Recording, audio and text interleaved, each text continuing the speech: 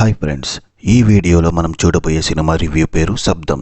ఈ సినిమా 2011లో వచ్చిన వైశాలి మూవీ కాంబినేషన్లో వచ్చిన నెక్స్ట్ మూవీ ఇది ఒక హర్రర్ థ్రిల్లర్ సినిమా. ఈ movie run time 2 hours 23 minutes. ఈ సినిమాకి సెన్సార్ బోర్డ్ UBA సర్టిఫికేట్ ఇచ్చింది. ఈ సినిమాకి కథ మరియు దర్శకత్వం అరివలగన్ వహించారు. ఈ సినిమాని 7G ఫిల్మ్స్ మరియు అల్ఫా ఫిల్మ్స్ కింద శివ మరియు ఎస్ భానుప్రియ శివ నిర్మించారు. ఈ సినిమాలో ఆదిపినిశెట్టి మరియు లక్ష్మీ మీనన్, సిమ్రాన్, లైలా మరియు తదితరులు నటించారు. ఈ సినిమాకి సినిమాటోగ్రఫీ అరుణ్ పద్మనాభన్ మరియు ఎడిటింగ్ విజే సాబు జోసెఫ్ చేశారు. సంగీతం ఎస్ తమన్ అందించారు. ఇక స్టోరీ విషయానికి వస్తే, హీరో ఆదిపినిశెట్టి, డైరెక్టర్ అరివలగన్, వీళ్ల నుంచి వచ్చిన సినిమా వైశాలి. ఇది ఎంతగా హిట్ అయ్యిందో మనకి తెలుసు. ఇలాంటి హిట్ కాంబినేషన్ నుంచి వచ్చిన రెండో సినిమాని శబ్దం. వైశాలి సినిమాలో వాటర్ ని ఒక దయ్యంగా చూపించారు. ఈ సినిమాలో సౌండ్ ని దయ్యంలా చూపించడం విశేషం.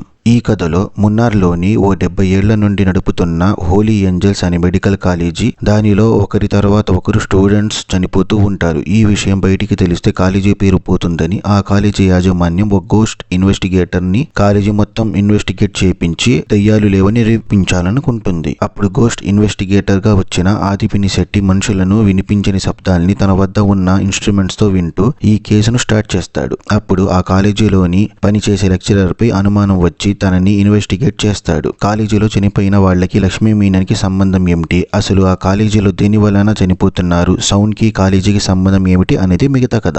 Strengths of the movie. ఈ సినిమాలో మెయిన్ గా నేను చెప్పేది మ్యూజిక్ అండ్ బ్యాక్గ్రౌండ్ స్కోర్. అది లేకపోతే ఈ సినిమానే లేదు. తమన్ కమర్షియల్ సినిమాలకి ఎంత బాగా మ్యూజిక్ ఇస్తారో దానికన్నా ఎక్కువగా హర్రర్ మూవీకి ఇచ్చారు. తమనించిన సౌండ్స్ అయితే వేరే లెవెల్ భయ్యా. నెక్స్ట్ డైరెక్షన్, వీళ్ళిద్దరూ లేకపోతే ఈ సినిమా లేదు. అండ్ ఆది మరియు లక్ష్మీ మీనన్ యాక్టింగ్ బాగున్నాయి అండ్ ఇంటర్వెల్ బ్లాక్ బాగుంది. Weakness of the movie, second half lagging అనిపించింది. ఫస్ట్ హాఫ్ అంతా థ్రిల్లింగ్ గా, సెకండ్ హాఫ్ లేదు. అండ్ లైలా, సిమ్రాన్ యాక్టింగ్ నిరాశపరిచాయి. ఓవరాల్ గా కంక్లూషన్ కి వస్తే, ఈ సినిమా హర్రర్ సినిమా చూసే వాళ్ళకైతే పండగే, కానీ లేడీస్, చిన్న పిల్లలు మరియు పెద్దవాళ్ళు ఈ సినిమాకి వెళ్ళకపోవడం మంచిది. సో ఈ సినిమాకి నేను ఇచ్చే రేటింగ్ 3 out of 5. నా రివ్యూ గనక మీకు నచ్చినట్లయితే లైక్, షేర్ అండ్ సబ్స్క్రైబ్ చేయండి. Thank you.